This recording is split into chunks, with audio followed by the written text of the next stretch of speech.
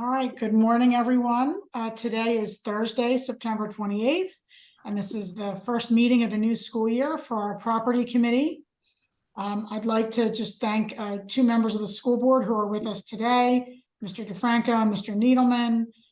We also have Chase Rumenkamp, our new student representative to the property committee, as well as, hello, as well as Kara Green, our business administrator, Nate Bray, our director of transportation, and Doug Taylor, our representative from Dewey Engineering, our construction management firm. We, unfortunately, this morning do not have Craig Thorne, who is under the weather. Typically, Craig coordinates this meeting, and I'm going to do so in his absence. So I'll move on through the slides, and hopefully everybody can see the slides. We've also sent them in advance to each of you as a PDF, so you have a hard copy. So the first agenda item we have today is our district-wide service vendors, and I'll talk a little bit about each of those in just a minute. We have capital and summer projects updates for you, both those that were completed this summer, a few that are still in progress as the year begins, and next summer's projects as anticipated, with a lot of wiggle room for us to make adjustments as we need to over the next 8 months. We have a request that we were going to bring to the board for purchasing of several minivans, and we'll talk about that a little bit in a few minutes. And then we also have an update on the middle school renovation and additions project, and a recommendation that we'd like to bring for architectural services. So with regard to the district-wide service vendors, first of all, I just want to let you know that we've been working now for about 6 weeks with Cardinal Point full-time. We had brought them on last year, you may recall, mid-year at the middle school, and had a terrific experience with them. And this year we now have 5 guards, 1 at the middle school, 4 at the high school, and an additional evening guard who technically works the whole campus district-wide, but is really focused at the high school because that's where we have the highest number of evening events and activities. Cardinal Point has been terrific in being responsive to immediate needs. For example, last week when we felt we needed additional support at our elementary schools, they were able to allocate staff and get them to us before the arrival of students and families, as well as sending their supervisor to us. So we've had a fantastic experience thus far with Cardinal Point, and are looking forward to continuing to work with them. We also, with regard to custodial services, Healthcare Services Group is our new vendor. They started with us in July. After a little bit of a slow start, as they were understaffed, they have rebounded really well. They are now well-staffed and using a variety of new technological tools, including self-propelled automated floor cleaners that run all evening. If you imagine, like if you go to the grocery store and there are those robots that wander around the store making sure things are going okay, that's what it looks like in the schools at night now. There are these robots that are moving back and forth, cleaning floors in the evening. But it's taking the burden off the human cleaners to be able to address some of the other needs that we have. And so that's going very well. In addition to that, we have our new food service company, Chartwells. Now, we have received some feedback from the community regarding some changes to the menu, as well as some questions around preparation of foods. Ms. Green has been working very closely with our food service manager, Janet Askin, as well as our team at each of the 4 schools. We do anticipate when our first 21-day period is up in the middle of next week, that our students will see a significant change in food services through the Chartwells company. Our community may not know this, and I'm going to send out a little informational piece to the community probably tomorrow after I meet with 2 more student groups today. But Chartwells is bound under federal guidelines to follow the previous group's menu for the first 21 days of the school year. And on the 22nd day, they can begin to introduce their own menus. And so we are looking forward to when Chartwells has the opportunity to serve, prepare and serve the food that they are actually choosing. Ms. Green, is there anything else you'd like to say with regard to food service? Okay, I know you were at Enfield this morning making sure things are moving along there. And so I will provide an update to the community tomorrow, just to make sure everybody knows what's happening. Yesterday, I was happy to meet with a group of middle school students who are the student advisory there. And today I'm meeting after this meeting with the Erdenheim students in the morning, and then with the high school students at lunchtime. And I'm hoping to get some more feedback from the students today, and then be able to provide an update to the community by tomorrow. Are there any questions about our service vendors, or comments, or anything at all that you think is relevant for us to keep in mind as we continue to move forward with these three groups? No. Sounds good so far. I'm happy to hear that that there's going to be a resolution to the food service situation. So that's fantastic news. Yes, I mean, Chartwell's is a very highly regarded national company. They work in hotels across the country, and I think they are eager to be able to serve their own menu on or around October 4th. Yes, Ms. Green? Yeah, Dr. Yannicone, I do want to jump in because I don't know information that has been circulated or has not. The information that was shared with us through a parent was that rotten food was being served to our students. It was in particular at Enfield. That is not true. We did the investigation. We talked. That was the first parent complaint that we had received. So I just wanted to make sure that we're alleviating that the food that we are serving, while it's not Chartwell's menu, it is being prepared under the training of Chartwell's with our current food staff, and that we are not serving rotten food. There hasn't been incidences where kids have come back and said anything. We've gotten some feedback, like I said, on menu choice. But other than that, you know, the food is healthy. We're still doing what we need to do to serve kids healthy breakfast and lunch. So I just want to make sure that that's clear. Yeah, I think one of the things that I'll remind the community of is every day, Chartwell's is providing 2 meals a day for approximately 2,500 students and an additional up to 500 staff. So it's a large undertaking to deliver food service.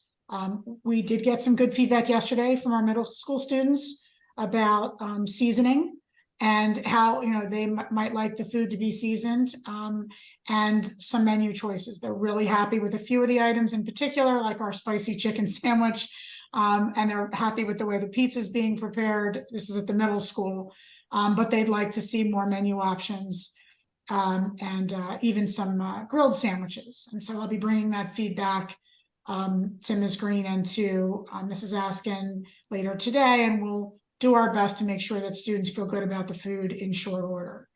And in any situation, for example, with regard to produce, I think we did get one student who shared with us that they found a brown spot in their apple, and that might be considered rotten food to a young child. They may communicate with their parents that they had rotten food, but as we all know, in the fall, apples are in season, but every once in a while, you're going to get a brown spot in an apple. And so the student returned the apple was replaced. That's the only incidence we know of a piece of food specifically that was complained about. But we're going to keep on it because we want students to feel good about the menu choices they have, and we want them to feel good about the food that they're being served. And Dr. Yannicone, you mentioned 500 staff members. So do a lot of our staff utilize the same menu that the kids are eating at breakfast and lunch? Yes, quite a few of our staff will get sandwiches and salads and hot menu items. In fact, Ms. Green and I were talking just yesterday about, what are the parameters? Our adults obviously have a different expectation for payment than our students, but they are very happy to go ahead in and purchase food in the cafeteria. Okay. Yeah. We hope that it is, the quality is such that it is good for everybody, not just students. Well, I wish my kids would eat food there, so I don't have. This is a me issue. I still make their lunches. So I understand. I realize I'm an enabler. Well, no, it's okay. I mean, I've actually had, and I understand there's also a cost associated with it, right? For many of our, for 3 out of 4 of our families, there's a cost associated with lunch, and so some families will say you can buy lunch 2 days a week, but 3 days a week you have to pack, and it just depends. And some students prefer to pack, and that's fine. And I know I'll be in a meeting with Chase at lunchtime today. We'll be meeting with our high school representatives, and I'm looking forward to getting feedback from our leadership group there. Today is my first advisory meeting with the high school team. So, great. I'm happy to be able to share some feedback with the broader community. My plan is to send a letter to families tomorrow. Excellent. All right. Okay, I'm going to move on to capital projects. So this is the section Craig was going to do. I'm going to do my best, and Ms. Green, you can fill in if I miss anything. So over the summer, this is a list of the projects that were completed. We had some floor tiles replaced at the high school and the stairwells. That's both a safety matter as well as a aesthetics piece. We replaced some carpeting at the Erdenheim vestibule and put in some wall padding in the Erdenheim gym. The wall padding in particular in the Erdenheim gym was a safety piece from my perspective. One of the two walls that's exposed was padded and one wasn't. And I just didn't understand why that was the case. So we corrected that this summer. We also had a number of cameras installed, you may recall from last year. So the middle school cameras, all of the additions that were made in the middle school to handle some blind spots that we wanted to correct, and then we upgraded the system overall. That is very helpful to us, and we put in the parking lot cameras to deal with the catalytic converter risk with our buses being parked adjacent to Route 309. So far so good. Our buses are back where we want them to be, in the lot and not on the lawn. And then we also added cameras around the administration building. As you may or may not know, a lot of our administrators work off hours, come in early, leave late, and we wanted to make sure that we had appropriate surveillance in those areas. And so that was all taken care of this summer. We had some section of the Enfield fence that had to be repaired and replaced due to the storms that came through Cisco Park.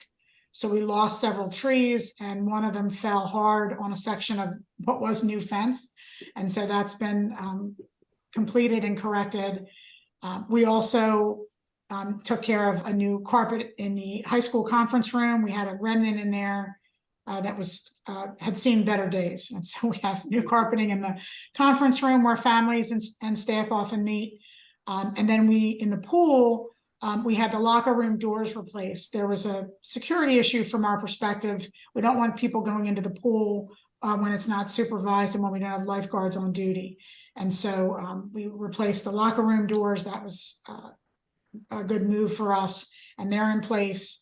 And we also replaced the auditorium floor. The wood on that floor had really started to wear. And so that's been replaced and repainted. And we have the middle school Audion stage curtain that you all have seen at board meetings. And I just have a few photos of that I can bring up. So this is the high school roof. And I was joking with Mr. Thorne that, people don't realize all that goes into replacing a roof. And this was a very expensive project. This was almost $2 million project for this. Thank you, Ms. Green. It ended up being a little bit more than $2 million.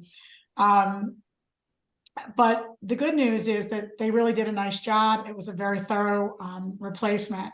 And so I'll just scroll through here. You can see them doing the work. There was a lot of care taken into making sure that we repaired any of the leaks. And now this roof is under warranty. So you can see here the finished product as we go. There was some extra work done on the perimeters of the roof to make sure that the trim was well taken care of and we don't have leaks down the sides. And then this is a different project. So this is the long jump pit that was done at the track. And we'll show you here. This is a high school quality long jump pit that was put in. And so we're looking forward to being able to use this soon. This is also the track being completely replaced at the middle school. So they took this down to bare bones. And now you can see we have the macadam up, and they've redone all of the grass along the perimeter. What we're waiting on now, and Doug is overseeing for us, is that we're looking to rubberize this surface in the next week. Mr. Taylor, do you want to provide any general information on this process, what we have left to do? Yes, thank you. So they are out there, they've mobilized, and they have begun to put the rubberized surface down. This is actually the long jump runway. And what we've done is take the long jump runway out of the infield area. They would be called a D area on most tracks, but because our track is kind of collapsed, we don't have a very big D area. So this runway was right behind the end zone. So by moving it out of the football field area, we made the field safer. And also allowed us to put in goalposts that get the post off of the back of the end zone line as well. So that's also a safer condition. And the track is expected to be wrapped up, hopefully weather permitting, by next week. So I've been really happy with this piece, and we're going to talk about summer projects for next summer in a few minutes, but there are a few other items for this particular site that will allow us by next year to start hosting track meets at the middle school rather than having the middle schoolers have to head over to the high school. That's the shot put circle and the high jump area that we talked about in the spring. In addition to the track, here's the high school stage, which was completely replaced. This was really old wood and not in great shape. So this has been redone with all new wood and then repainted. There's some work here that we've asked them to do on some of the seams, and you can see the seams on the stage here. So the company has come back to be able to make some improvements there. Here's the carpet in the conference room at the high school.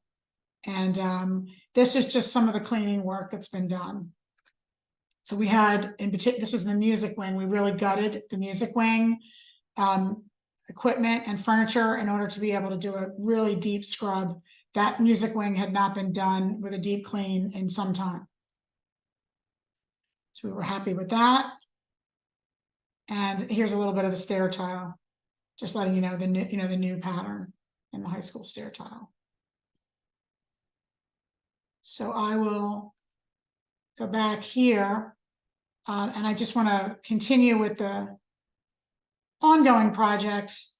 So during the school year, we have budgeted funds for Erdenheim in the middle school camera replacement, and the high school. I should mention the high school camera replacement.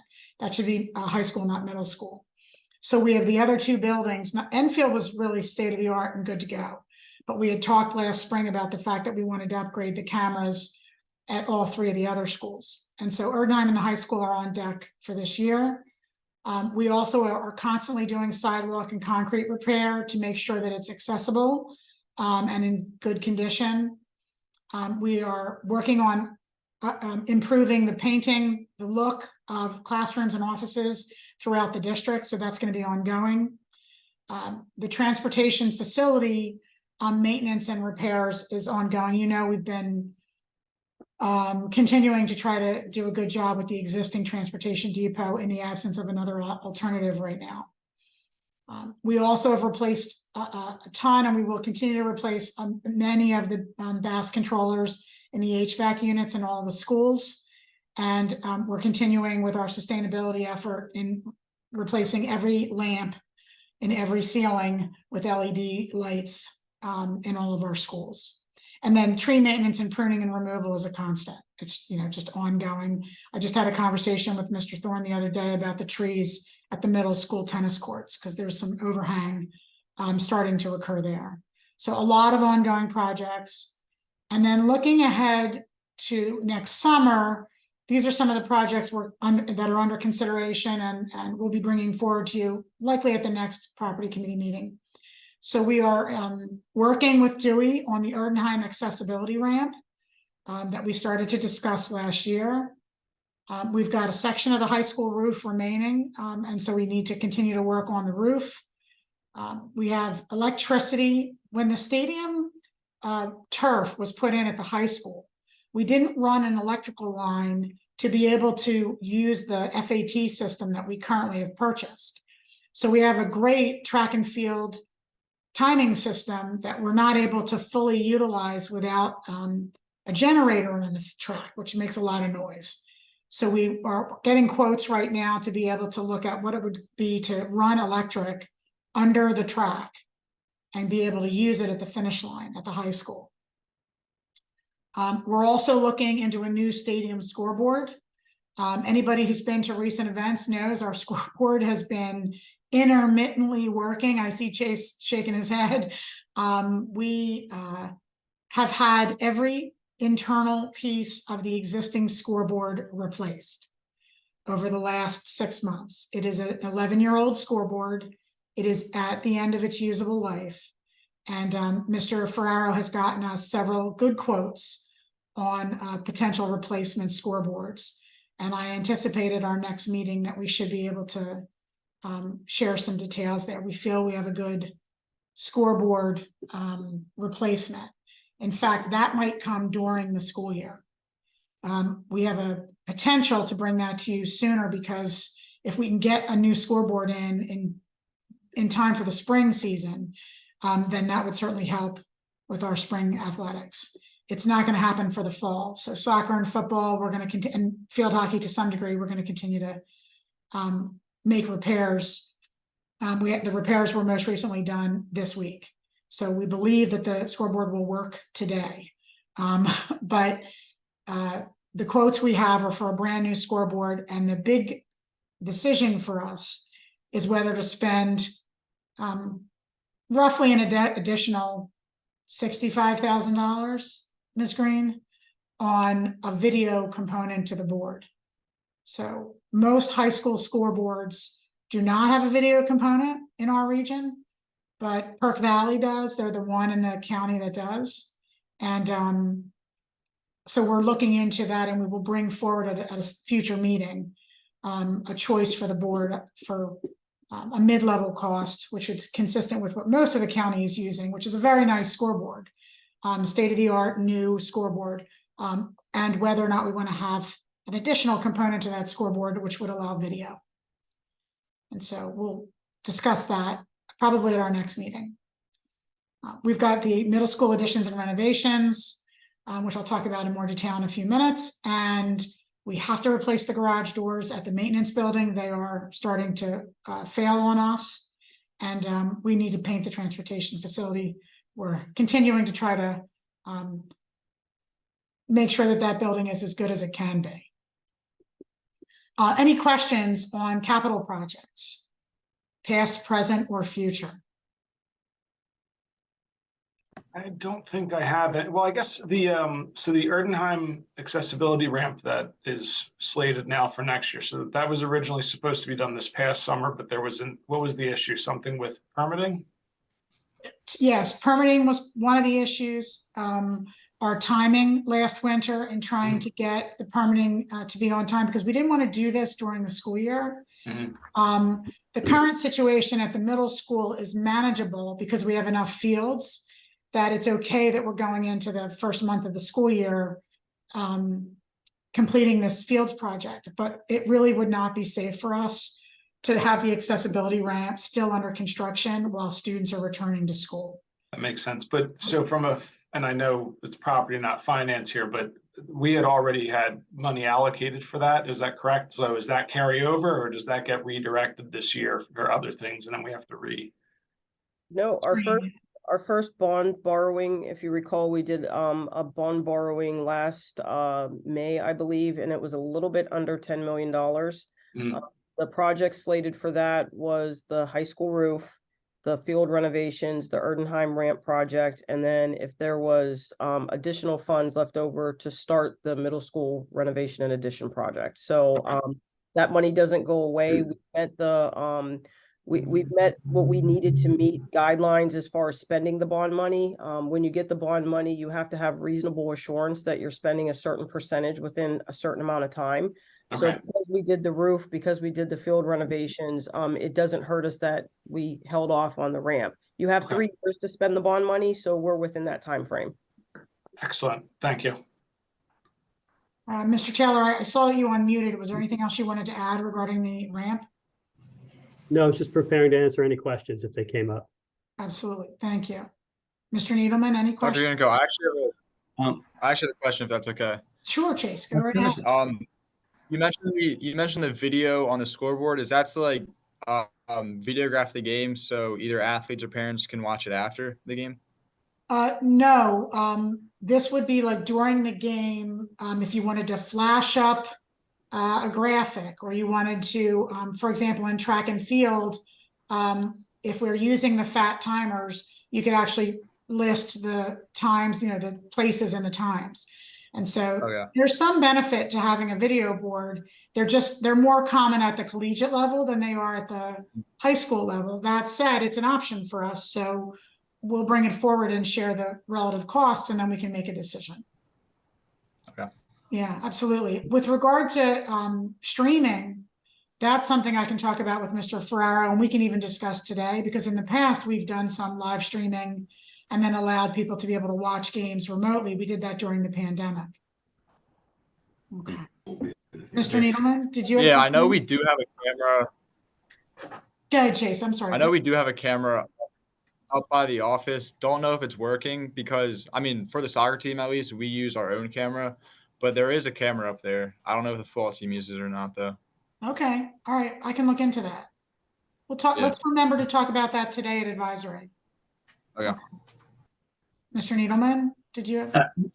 No, I Chase inquired about a lot of the things I want to inquire about the video board. I know we'll talk about that at the next meeting. And my question really was, what is the reason for having it? And if it is there any reason for having it beyond what you've outlined with respect to putting rankings up and things like that? I'm going to wait until the next meeting because I'm going to ask Mr. Ferraro to come forward with a full recommendation. I would like to know the same answer to the question that you're asking, because there's a significant difference in cost between with and without a video board. And we'll bring you those photos so you can see that. That's great. All right. Thank you. Yeah, absolutely. Any other questions about past projects, current projects, future projects? So, Dr. Yannicone, this sort of lightly fits in here because you mentioned the pool locker room doors, and this is really not like a capital project. I just wanted to point out, and this is, my student brought this forward to me. Apparently the water polo team was having an issue with a locker room, the girls at least, and I just wanted to let you know how responsive the staff was and how at least my student came back and was very pleased with what has been done to this point. So, you know, very, very responsive, and seems like the kids are happy. So I'm glad. I mean, for the rest of the committee, we were having a flooding issue. When you have a large group of students who enter a relatively small space with one drain, we were dealing with some flooding issues, and Mr. Thorne worked with the maintenance team and with our vendors to be able to try to clear those lines so that the draining would be more successful. And then in addition, we added like a cushioned surface on the floor to raise where the students' feet were in order to provide, that's supposed to facilitate better drainage and also keep the kids out of wet floors. And so I'm glad to hear that students feel good about it. It is one of the things that I was going to check in on with Mr. Ferraro to make sure that things were functioning the way we had hoped they would. So far, so good from my end. Well, from what I hear. I'm glad to hear it. And I think you may recall, we did discuss what you don't see on this isn't an exhaustive list. So, you know, among the things that we've looked at, we are replacing the sound system already right now this year for the pool, because we knew that was a concern. And we saw that as a concern, not only from an athletic experience, but also from a safety perspective. So that is being replaced right now. But we are also looking at additional measures to try to improve that space. So we're going to look at a quote for a replacement of all of the tile in the pool, which is very old, and some of which is starting to fail. And we're also going to look at some other enhancements like baffles in the ceiling that might also enhance the sound in the pool area, because pools are notoriously, sound and humidity are the two issues you battle.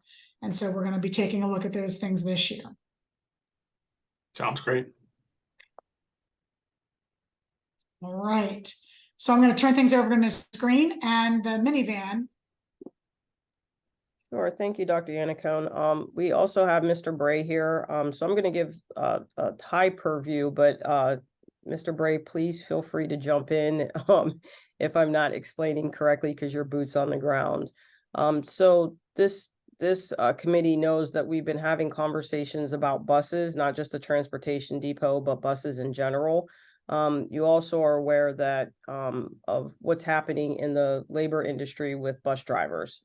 So I will say our HR director, Ms. Kerr, has done a great job of recruiting and doing some advertising, and with the assistance of Nate and his staff, we've had some interviews and we have people through the pipeline. But as you all know, if they don't have their CDL license, they have to go through the training. So it's not like we can hire somebody and then immediately put them on a bus.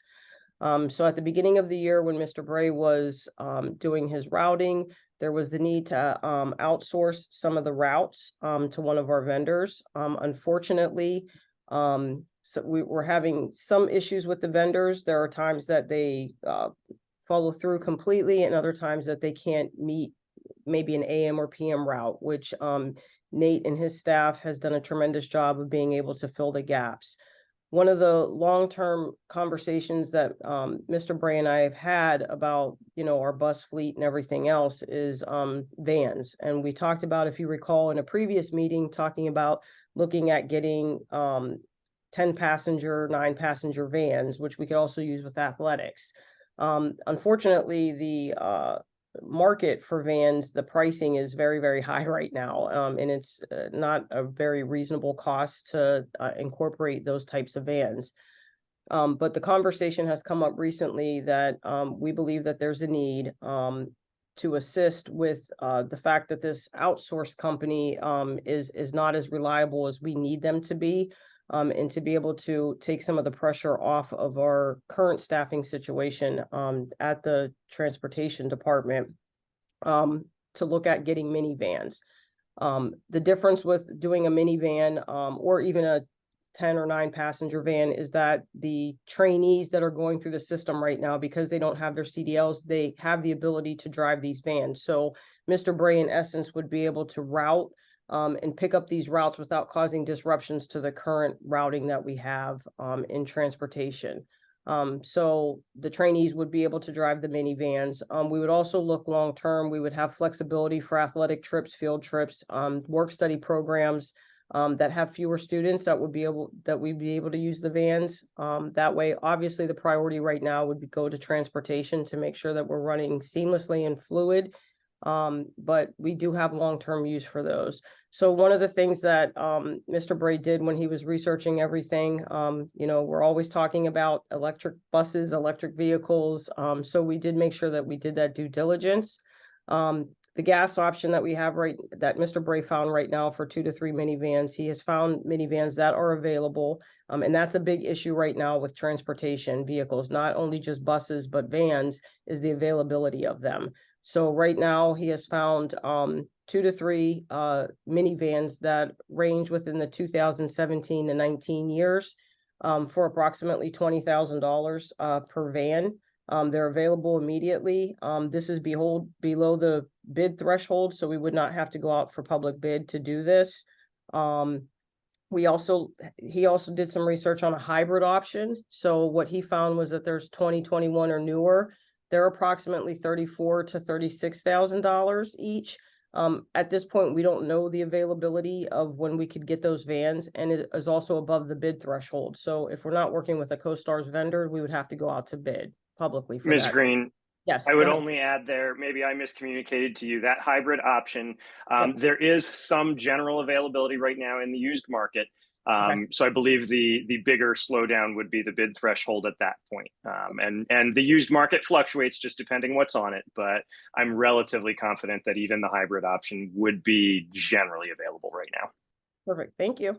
And then we went full Monty to look at the electric option to make sure that we are addressing sustainability within our district. And from what research is showing right now, there are not minivans available in the full electric option. Mr. Bray was able to find that somewhere in his search that Chrysler is looking to introduce a full electric option for a minivan in the year 2028 or around there. So at this point, what we are requesting is to go obviously with the green bolded option, the gas option. It is below bid threshold, which will be able to expedite the process, and it will be able to alleviate some of the issues that Mr. Bray is facing with trying to make sure that we are seamless with our routing. Mr. Bray, if there's anything that I missed, please feel free to jump in. I think you just about covered it. Thank you. Okay.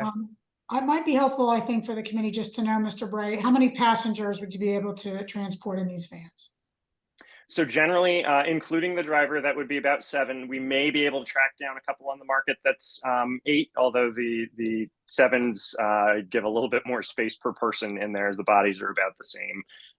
So it is slightly under where we talked about going 10 passenger, which would be the ideal for athletics.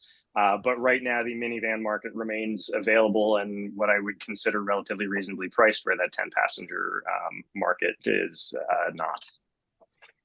Nate, this is also comparable to where our current contractor, how we're filling those routes. The number of passengers are about equal to what they're currently providing us. Is that correct? Yeah, that's correct. In fact, in a lot of cases, the current carrier is using vehicles with even more limited capacity, whether it be mid-size SUVs or in some cases sedans as well. So for the routes that we have had to react and find other carriers for the start of this school year, minivans would be a very good option to be able to slide those in right away and have the reliability of our own staff again. So, Mr. Needleman and Mr. DeFranco, I think what the request is, and I want to clarify this, is we'd like to be able to purchase 2 or 3 vans that would be used in multiple ways. So they would be used during the school day for transportation of students as part of our routing system. And then in the after school hours, we could also utilize them for smaller athletic trips. For example, cross country, golf, playoffs where you only have, a wrestling tournament where you only have a few students involved. Smaller field trips, as well as some of our special programs have work study. And so we have members of our staff transporting students to off-campus work study programs. The vans would be an asset for us in that situation as well. So there's both educational as well as transportation related benefits to us purchasing these vans. We had spoken about it last winter, you may recall. And then we wanted to do some more work before we came back. Can I ask just a question? Oh, sorry, Neil. No, go ahead. Go ahead. It makes sense certainly to fill an immediate need. So it by all means it makes sense to go with the minivans, and this whole concept I think makes sense. I think I know the answer to this question, but I just want to put it out there. Is there anything that would prevent us from replacing the 2 to 3 gas minivans that are purchased now with hybrid options at a later point in the next year or two, or as the market I know the market is crazy right now in terms of prices and availability, but as that starts to settle down and as prices come down and things like that, there's nothing that would prevent us from moving forward with that, is there? I would say we'd have to do a cost analysis. I mean, we'd be looking at, if we want to replace, say we got 2 minivans and we looked a year out from now, we want to replace that. We would obviously look at any type of trade-in value to offset any of the cost. If we tried to upgrade to go to a hybrid option, but no, there would be nothing preventing us to, I would say upgrading to a hybrid option, with the vans that we purchased this year. Okay, thank you. So as I go back, because when this came up, obviously I was remembering the finance committee meeting from last year. So at that point, we were talking about the 10 passenger vans and we were talking about funding it through the capital reserve. And I thought that that had gone further at that point, but I understand it was tabled. So like, I see no issue going forward with this, but I guess it's different from that conversation because we're not looking at the 10 passenger, we're looking at the minivans. I'm not all that concerned about the hybrid electric. I mean, I'm concerned about the environment, but from the standpoint of what we're trying to replace, we're trying to supplement an outside vendor, having to use them with their gas powered vehicles or our buses and whatnot. I don't know that we need to put too much emphasis on hybrid and electric at this point to address this need. I mean, I have no concerns with it. I guess, I don't know, I'm kind of curious what happened with when we were looking into it in March from then to now. When we originally had the discussion about introducing the vans, it was at discussion level and we got the okay from the committee to move forward if the pricing came down. Gotcha. The concerns we had at that time was that the price of those vans were what we didn't feel that those prices were okay to spend at the time. We didn't feel comfortable, but we got the okay from the committee that we would keep our eyes on the market. And if those numbers came down, that we would revisit that. And that has not happened. And that's why we're looking at minivans now versus okay, perfect. Yeah. And this is half the cost of what those numbers we were talking about before. So That's correct. The hybrids are about half. The gas option is about a third of what the original costs that we were discussing last winter. Okay. Yeah. Yeah, this sounds great to me. I mean, I think that this is a great way to address the need.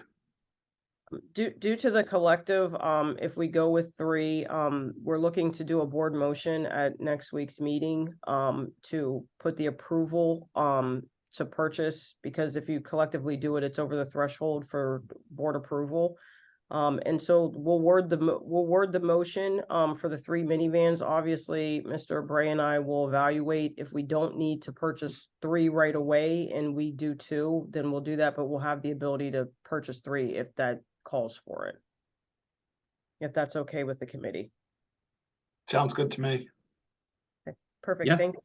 Thank you. All right. Thanks very much. All right. So the last agenda item we have is the renovation addition project for the middle school.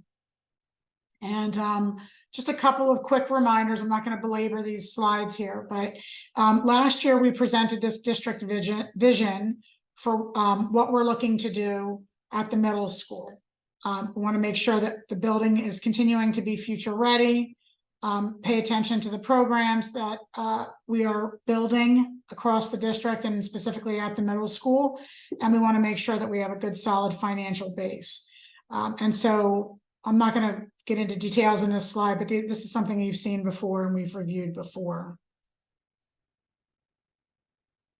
We have an instructional vision as well, where our goal by the end of this project is to be able to have smaller teams and more of a true team concept, middle school concept. We're also looking at schedule adjustments, and these will likely come before the end of construction. They may come as early as next year. We're looking at the flexibility of changing the schedule so that each of our academics are roughly an hour, and then our specials are 40 to 45 minutes. This will right size science and social studies instruction at the middle school, which currently runs closer to what a special length of time is. And so that's another piece of our instructional vision for the middle school. And then this is just a reminder of the things that we did last year. So Ms. Green did a lot of work on the borrowing capacity of the district. We can talk about that a little bit if you like. We're going to go into detail at finance, but essentially we're looking at a roughly $30 million project. That's our borrowing capacity. And really Mr. DeFranco, you asked at a recent board meeting, whether or not we could make adjustments and how we could make decisions about the middle school project. So one area is finance, and our capacity at this point for borrowing is about 30 million. In addition to that, Mr. Thorne looked at has been and will continue to look at the facility needs, the capacity of the building as it is, and costs. And I'll talk about a few of those items, and Mr. Taylor's able to answer as well some of the areas that we're trying to work on. educational goals, Dr. Johnson and now Dr. Fuller have been working on. And we've also met with the middle school leadership team, the student advisory team last year, and the full faculty. And we'll continue to do that. It's our intention to continue to keep those groups informed, as well as communicate with the community broadly, parents, in particular elementary parents, who will reap the benefits of this project moving forward. And then we did a number of site visits in the area. We are looking to potentially do a few more site visits. Dewey is recommending perhaps us taking a look at a few more auditoriums, and so we may be visiting a few more schools this fall and winter. So this is the scope of the project as it currently exists, and I want to make sure I'm super clear about some of these pieces. So on the right, you have a map of the middle school campus, and what's covered in white are the areas from the roof. This is obviously an aerial view that were up for discussion for the possibility of renovation or addition. There are significant limitations to our ability to work in all of these areas. So we have a limit on the square footage that we can utilize for renovation and addition, and obviously we have a financial limit. And this is where I'm going to ask Mr. Taylor to help me out a little bit as we move forward on the square footage. Can you just remind us, please, what's the max square footage we can renovate or add to? The renovations are based on the budget, about 18,000 square feet, and the additions are about 23,000 square feet. Now, the 23,000 square feet is also dictated by the Act 34 limits, which get into FTEs and reimbursement, and it's pretty complicated, but in simple terms, about 23,000 square feet is the limit based on the existing square footage of 117,000 square feet. So there's a calculation for Mr. Needleman and Mr. DeFranco and Chase. There's a calculation that's done by the district with Dewey to say, here is how much space you have to work with. Here's and so those limitations we are working to abide by as we look at the scope of the project. So on the left of this slide, you can see these are the areas that we've decided are the primary focus of the project. So performance space, we want to add an auditorium, a room for orchestra, so a third music room, and we want to upgrade existing restroom facilities in the area of the gym, cafeteria, and what would be the performing arts space, the auditorium, so that they're more accessible for larger group events. In addition, we want to reconfigure entrances for parent drop-off and the main office.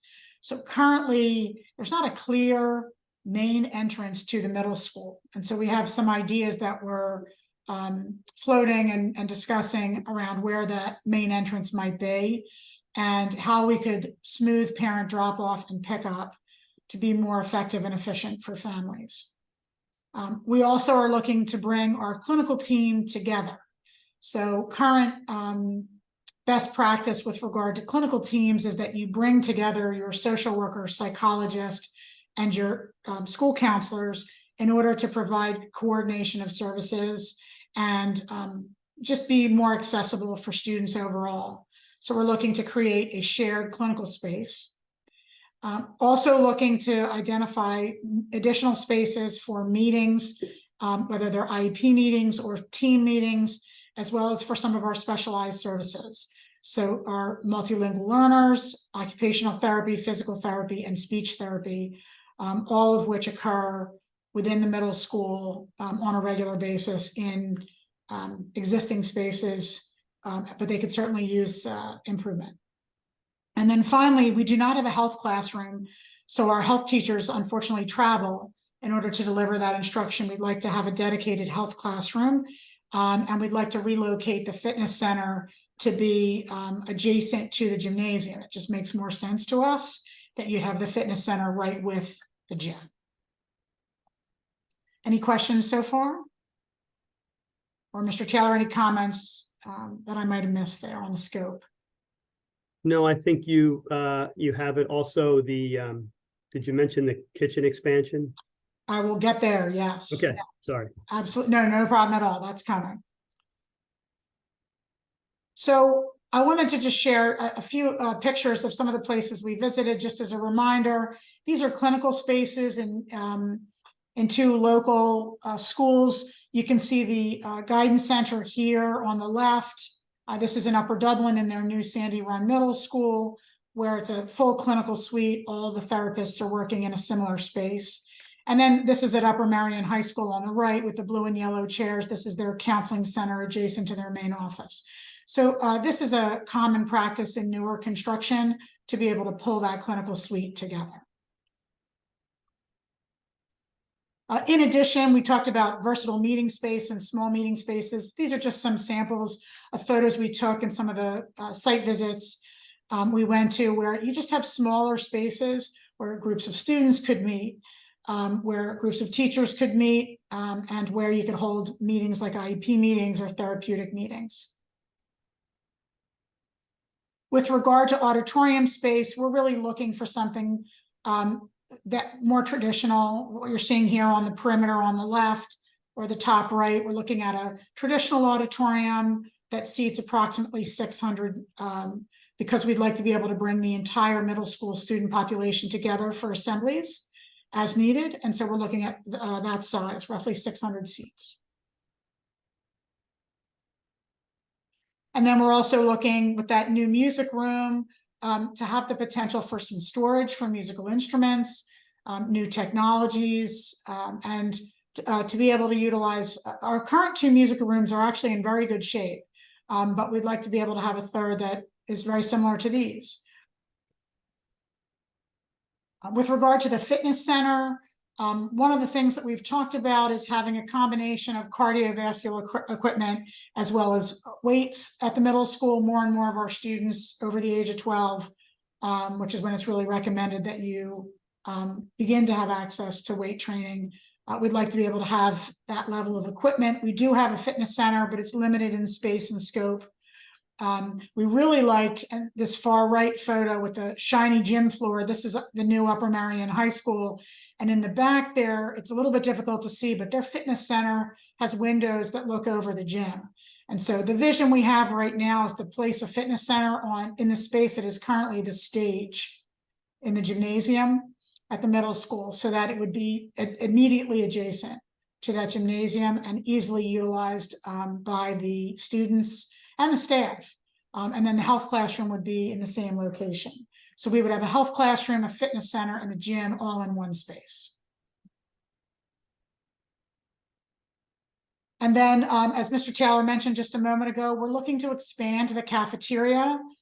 We haven't finalized, we're in the early stages right now of discussion about scope, but we know that the middle school cafeteria is small.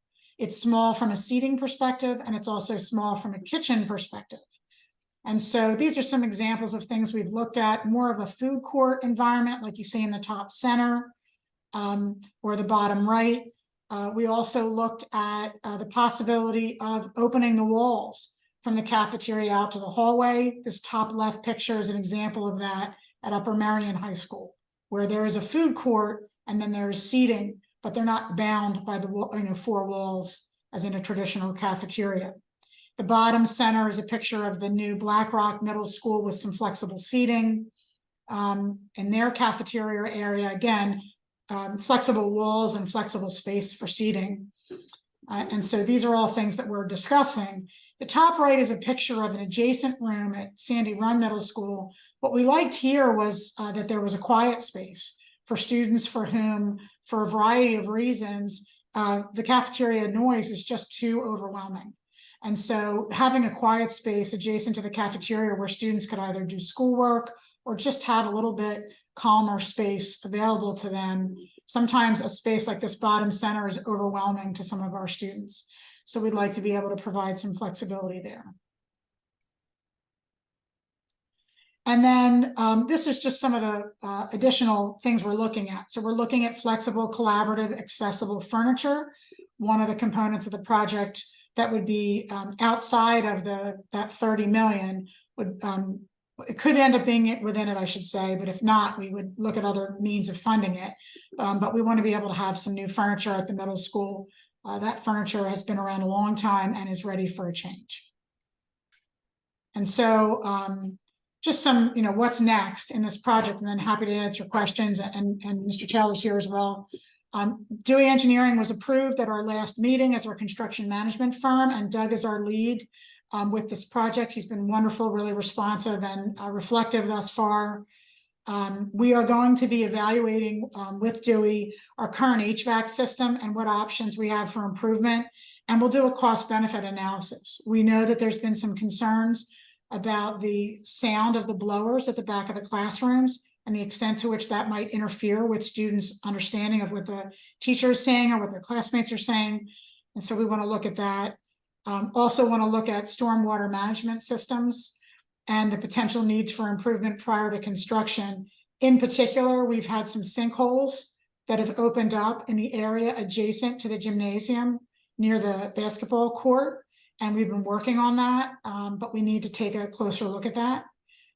We have a design team that we've built at the high school, in the district, and we've been meeting regularly to discuss the scope and the needs of the project.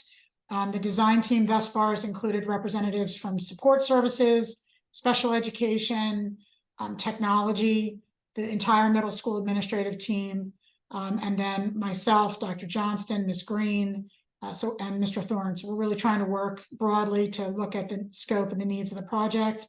And then you know that the last meeting, you approved a land survey and a scan of the building to be able to give us some more details. So that's what's happening with regard to the project thus far. We also have been discussing design services, and at this meeting, we'd like to recommend that we continue with the Schrader Group, with whom we've worked on both the high school project and the Enfield project with real success. And so we have felt very good about their work and would like to bring them on board. We'd like to put an agreement in front of the board on Tuesday evening for your consideration and ideally approval, so that we could get started with the design process right away. And then we have a finance meeting coming up in a few weeks where Ms. Green is going to go into some detail on the borrowing plan that will allow us to afford this. And at this point, I'm happy to answer any questions. We've got the team here to answer questions and take feedback from anybody on the committee. So look forward to hearing your thoughts. Dr. Yannicone, thank you very much for all of that. I guess my one question at this point is with selecting the Schrader Group, and I understand we're happy with their performance in the past and everything. Is there any issue with us doing that rather than looking for bids or having it opened up for, like, what's the scenario there? Sure. So in theory, we could go out to bid and we could interview design firms and bring a recommendation forward. What that would do is extend this phase of the project, this pre-planning phase of the project, likely to the end of January, possibly into February. And that would then push back our target completion date, which right now we're looking at sometime in the 26-27 school year to have the project completed. If all goes well, it would be end of the 2026 calendar year. But our original target, you may recall, was September of 27. So we feel like we're on a really good track to move we're being judicious, but also wanting to make sure that we move things forward promptly. In choosing Schrader, with whom we have a good relationship and have had good experience, we are choosing a leader in the field in this area, and it allows us to immediately move to the design process, which keeps us on track for our 2026 completion. And so that's the benefit. There really isn't a negative to choosing them at this point, other than that you're not interviewing multiple firms. But because we've had the relationship with them for, I think at this point, close to a decade, we feel really good about staying with them. Okay. And Mr. Taylor, I don't know if there's anything else you wanted to highlight relative to that. You've done a nice job. Thank you. The Schrader Group, I have much experience working with Schrader Group, both as a representative of the school district and as construction manager. So I'm very familiar with David Schrader and his team. We did, just so you understand the process, we didn't simply go out and say, hey, give us a proposal for this project. We actually prepared a program for the proposed project. So we actually identified the existing spaces, the proposed new spaces. We've identified the square footage of what we think the project is, which is where the 18,000 and 23,000 square feet come from. And we put together a preliminary schedule so that the architect understands the timelines that they'd be working under, as well as the budget and the understanding of what the budget is based on the square footage and historic cost, and us able to put together a fairly accurate preliminary number. So when they base their fee on those documents, you're getting a very competitive number right up front. So they're not guessing. And their fee is 4.9% of the construction cost, which is a very highly competitive fee, especially for a renovations project, which is usually more complicated than new. So that's what I would offer on the Schrader piece. And David Schrader will be involved in this project in the design phase. I did ask David that he be involved in this project. Great, thank you for that. Sure. I think if there's not a material benefit to going out to bid, let's keep the project on track. Let's go with Schrader.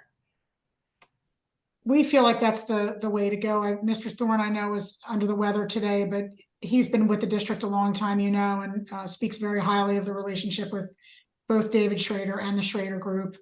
And, obviously we've gotten really good feedback on both the Enfield project and the high school renovation addition project. So we feel like they did a nice job in the design and will work really nicely with Dewey. And so we feel good about being able to just continue to move forward. Okay.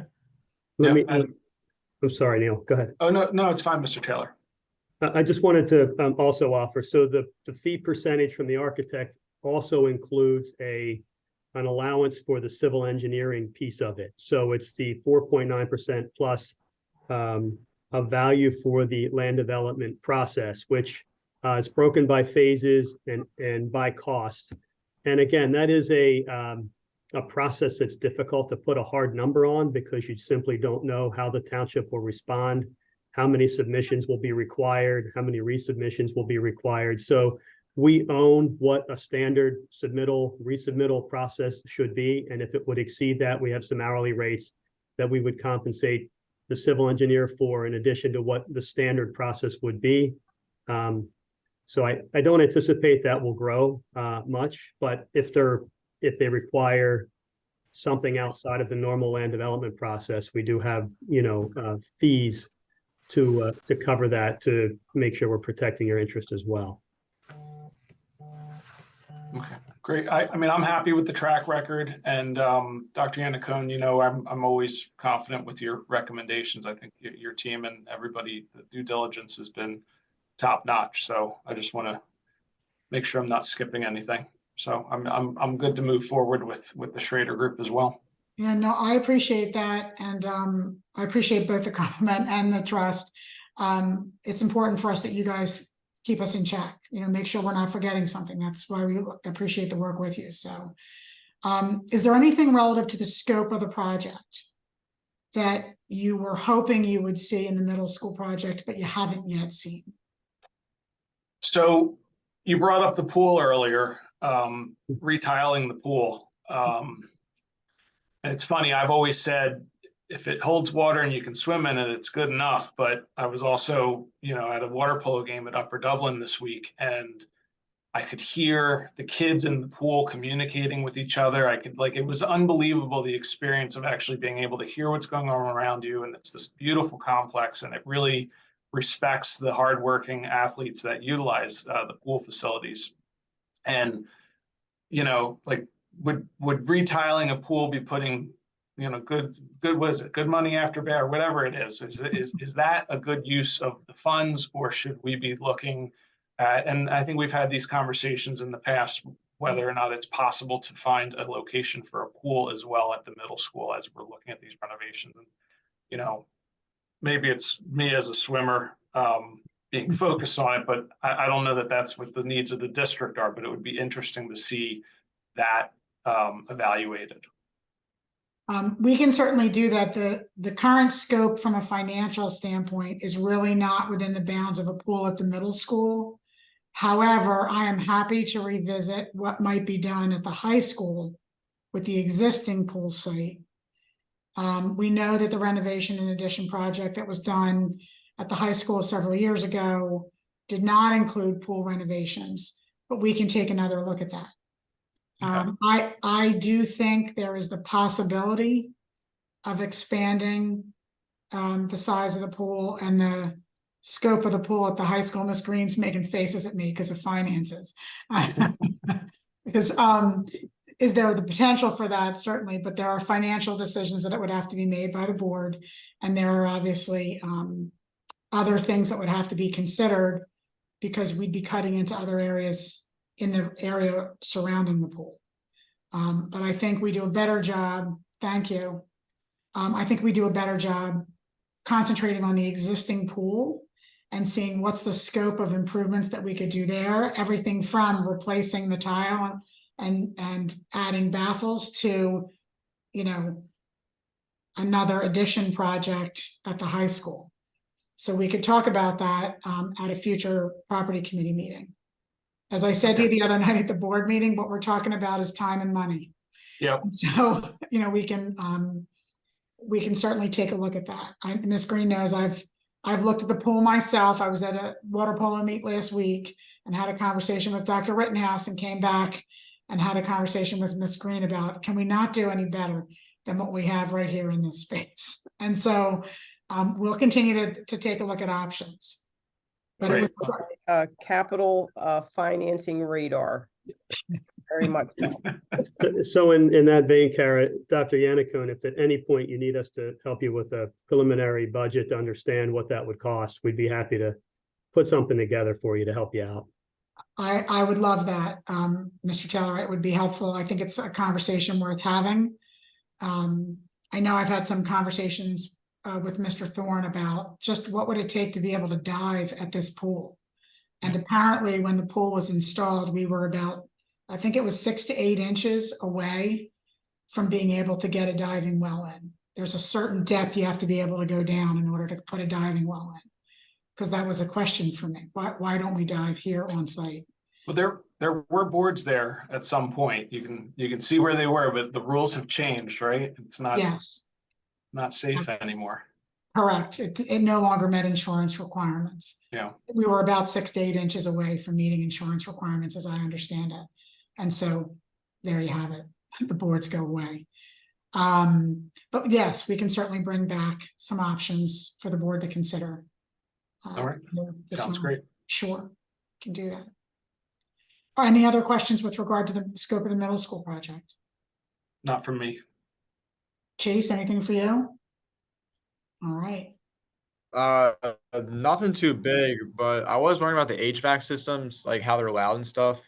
So are we looking at new systems that aren't as loud and like more effective, or? So Mr. Taylor, why don't you talk a little bit about that? Sure. So the existing vertical unit ventilators, which we call terminal units that are in the classrooms, are loud. They're an older design. They allow the air to be pulled into the sides for the return air. So they're pulling that air in. And while they're doing that, there's a lot of noise from that process. So we're going to look at how we might be able to, you know, minimize that by hopefully just replacing those terminal units that we call the units at the end of the run. We have geothermal well field on that site. I'm not sure if you're familiar with that, but underneath the field hockey field are a number of wells that go 300 to 500 feet deep. And that loop ties into the head end of the boiler plant. And that's what provides us with a constant water temperature that then we heat that water with and cool with the equipment, the terminal equipment that we have. So that water runs through the building and we heat or cool it with those terminal units. We're trying to figure out how to maintain that loop, but just replace those terminal units. So that's something that can be accomplished with putting actual physical walls on the sides of it and putting a louver in a ceiling to bring the return air in a ducted system back to the unit over a greater distance, so it's not pulling in, you know, making that loud noise. We're going to look at what our options are, or perhaps newer units that have better acoustical values than those from 2010. So it's understood. Unit ventilators are not not friendly for a teaching environment, especially if you sit next to it in class.